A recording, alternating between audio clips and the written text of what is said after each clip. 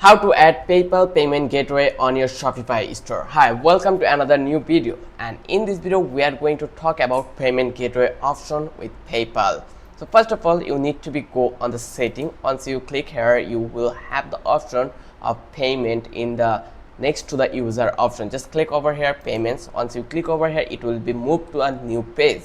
Here you can find out some options. Just simply click on add payment method. Once you click here, you need to be search PayPal. Once you search here, enter the hit button, and here you can see we have option lay by powered by PayPal.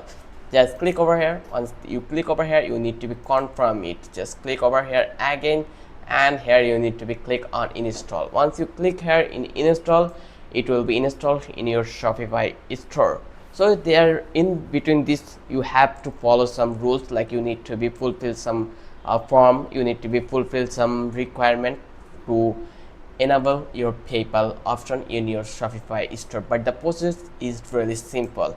So you can see our lay by powered by PayPal has been installed in our Shopify store. Just fulfill this option and you will be able to integrate your PayPal in your Shopify store.